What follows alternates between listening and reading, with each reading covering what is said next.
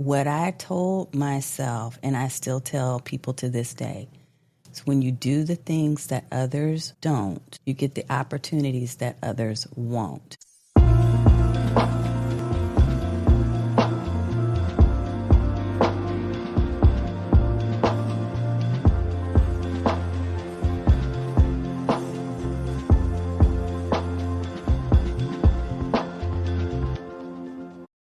Well, hello and welcome back to the Amanda Kaufman Show. And I was just telling my guest that I couldn't wait until we recorded this episode. So Tanya Smith is a genius when it comes to live streaming, to using video in a really effective way to promote your business, to build your personal brand. And I have been friends with Tanya for, goodness, I guess it's just over 6 months. We're in a business incubator together. And I have to tell you something about her. She is consistent. She is somebody who knows how to build that brand, show it off, and be like very reliable, which in today's nutty world is uncommon. So Tanya, welcome to the show. I'm really glad to have you here. I am super excited and thrilled to be here because it's you, Amanda. So thank you for having me. My pleasure. My pleasure. So I'll give you 30 seconds here to just correct anything I just said about your specialty and what you really focus on. Go ahead and share that with us. Yeah, I mean, you pretty much nailed it. The one thing that I would give a little bit of correction on is the pronunciation of my name is actually Tanya. I'm sorry, Tanya. I've been going Tanya for how long? No. My gosh. It's the default. It's everyone's default, which is absolutely normal. So I'm glad that we got a chance to say this because it's Can you always imagine fun. if people said Manda, right? And sometimes they do, but Tanya, got it. It's all good. So good. Well, catch me up though on how the heck did you get into all of this with the live streaming and really discovering your genius zone in this area that you build a whole business around it? Yeah, it was a miracle because I'm an introvert and the last thing I wanted to do was to be on camera. Like the absolute last thing. And so what I would do, Amanda, is years ago, if we went back in a time machine like 15 plus years ago, I would have said, yeah, I'll just do voiceovers. Like I could do the voiceover, a slide deck. Yes. They want me to do video? No, we're not doing that. What was happening is I had built my business primarily using platforms like Twitter, like social media platforms, right? Twitter at the time was really gold for me. And I had an abundance of followers and I had a lot of activity with Facebook and all of those things with a page, And then over time, my organic reach took a nosedive. Yep. Because everybody's facing that. And so I made a decision probably a little over 5 years ago that I was going to have to make a dramatic change or else just stop altogether because I was tired of fighting.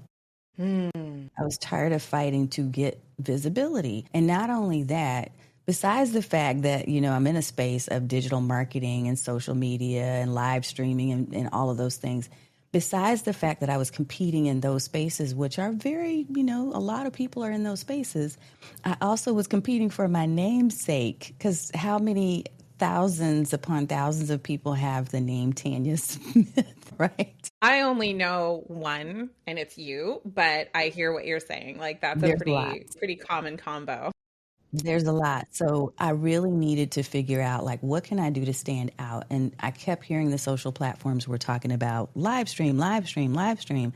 And finally I said, okay, I'm just going to take a plunge and I'm going to try this thing. But I know myself when it comes to exercise and everything else, I will fall off the wagon if I don't make a real commitment. And so I committed to doing a live stream once a week for an entire year, which was crazy at the time, Amanda. And so I ended up just trying to figure my way through.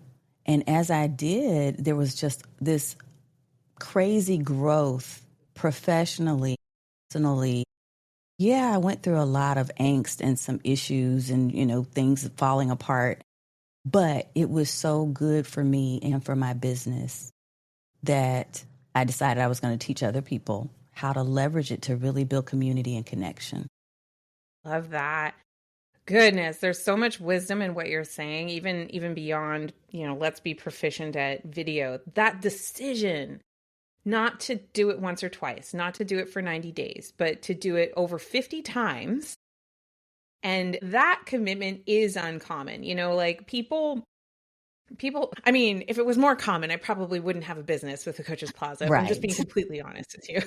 Let's be real. You're Let's right. just be real about that. But recently I posted I call them little fortune cookies, the little tweetables on Facebook. And it was saying, like, the next time you're admiring someone's discipline, take a look at the systems they have. And you're reading between the lines, it sounds like you really took the time, because you knew you were going to be going on such a long, repetitive journey. You took extra care with the preparation to be able to do that and keep up with it. Absolutely. Am I reading that right? You're reading it completely 110% correctly, because you can't, going into something like this, I know maybe for some, it's easy to just say, hey, I'm going to try it and we're going to see how it goes.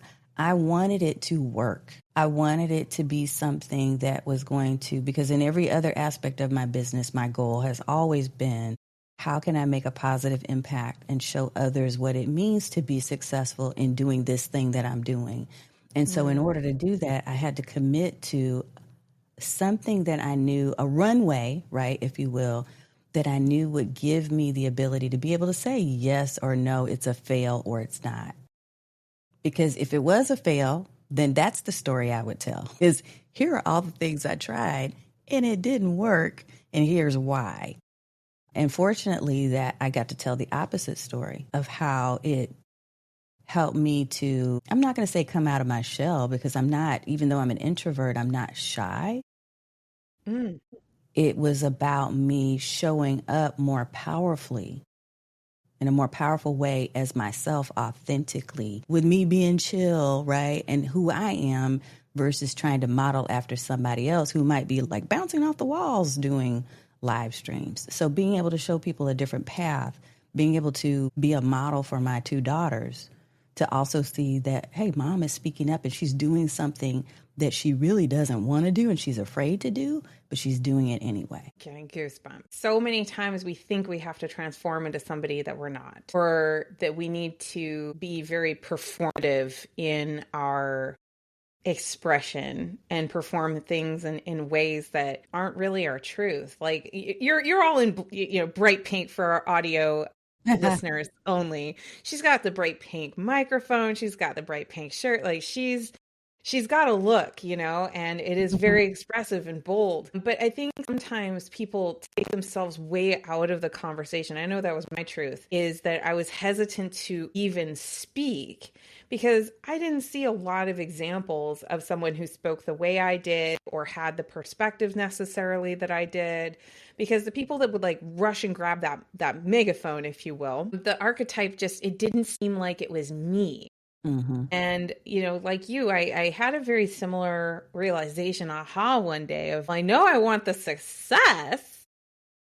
What if someone like me, who speaks like me, who values like me, who thinks like me, what if I could be successful without, you're talking about screaming. I'm thinking about Mr. Beast. I'm thinking about Gary Vee. I'm thinking about, all of these characters that have done so extremely well of monetizing these platforms. But I think it's easy to shortcut into thinking, well, that's not me, so I can't do it. Yes, it was super easy to do that, especially because not only are you telling yourself that, there may be other people telling you that too, right? And there were a few people in the history of my career that I can recall very clearly saying, maybe it's just not for you, right? And what I realized is that their definition of what success looked like didn't define me or what success looked like for me. That was up to me. It's my race to run. And so I figured that out, especially once I turned 50 plus. Amanda, it was like, yeah, I don't really care what they think. I'm going to run this race the way that I choose to, and I'm going to go down a path that may not look it's not going to be straight path like from A to Z. It's going to be A, and then I'm going to move over here off the path for a little bit, and then I'm going to wind around a rock and then I'm going to hit this, so I'm going to stop at a coffee shop. This is my story to tell. And I think that's what people have to remember is that sometimes we get caught up in what other people's stories look like. And we forget that we're writing our own as we go day to day. We're writing our own chapters, right? So yeah, you're the only one that really lives with the decisions you make. And I absolutely loved your frame around, well, I'm going to make the commitment. I'm going to do the thing. And I'm choosing this thing because based on what I know, standing here at the starting line, this feels like the best strategy. This feels like, based on what I know, this is going to work. yeah. But I loved your frame about the possibility for failure. And I'm just so curious, like when you stood at that starting line and you said, I'm going to do this for a year, did you check in on failure throughout the year? Did you wait till the end of the year to see if you're failing or succeeding? Like, walk me through that, because that sounds like some massive self-control that you got to explain that one to me. Okay, look, I knew there would be fails. And there absolutely were, especially at the early stages where I would get on camera and I'd be totally exhausted and not want to do it. Or I'd get on camera and no one would show up. It was crickets, right? Rude. Many times. Yeah, very rude. But what are you going to do, right? Right. I knew that there would be times that equipment would glitch. Even today, when I was preparing to come in here, one of my cameras just kind of went out. So I ended up having to use a backup. So because of these things happening, what I was doing is I was observing like I was outside of myself and saying, okay, so what can I do? What did I learn from this? And what can I do to continue to move forward? Instead of saying, you know what, that doesn't work. I'm giving up. This is the reason why I gave myself the runway, right? Because if I had just looked at what things looked like the first several months, I probably would have said, this isn't working and I'm going to give up. I'm just going to stop. I think that the fails came, but I don't necessarily even own them as a failure. I owned them as lessons that would help me to continue to improve and get better over time. I I think that, absolutely. Amanda, it's an experience thing though, right? Like I didn't come out knowing that. It's just life experience teaches us these things. And if we look back at our life, a lot of the things, the decisions we make in business are simply a reflection of what we've already done and what we're wanting to do. And so that was a big thing for me. So huge. And I just am thinking now about all the times that I would have taken myself out of gaining experience and therefore valuable lessons. And it's easy to do, it's easy to get into catastrophic thinking. It's easy to allow your environment to influence your choices. It really literally is the easiest thing in the world to choose the path that is the least aligned to your vision of success and your vision of your future. It's kind of wild how much pull there is towards like this average baseline. And something I like to remind people is I'm like, hey, look, if you want average outcomes, take average steps. The average American is divorced, the average American is obese, and the average American can't pay for a $600 emergency. So it's like if average is really what you're looking for, comfort and ease is really what you're looking for, have that, but don't be surprised by the outcome. Yes. If you want uncommon outcomes, then you're probably going to have to make some uncommon inputs, right? That's exactly the whole basis for the whole live streaming decision. What I told myself, and I still tell people to this day, is when you do the things that others don't, you get the opportunities that others won't. So what you just said is really just another level of that same exact mantra that I've adopted and that I teach other people.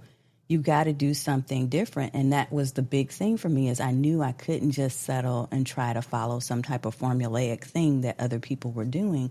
I knew I needed to do something dramatically different and difficult for me in order to see if there were potential results. So I feel that I cannot leave this conversation without just asking, what about AI? Because, speaking as a digital marketer myself, I hear so many people bemoaning, the platforms aren't supporting what I want to do. It's so hard to get attention. A lot of the things that actually led you into live streaming in the first place. Mm-hmm. And so now, with live streams don't get the kind of reach that they did organically at first, which is basically the curve for everything in digital Mm-hmm. marketing. It's wildly popular at first, and then it kind of drops off to a baseline, right? Mm-hmm. So I'm just so curious, like with all of the change and evolution of AI and things like that, what's your attitude? How are you looking at that? And what's that mean for you and your business?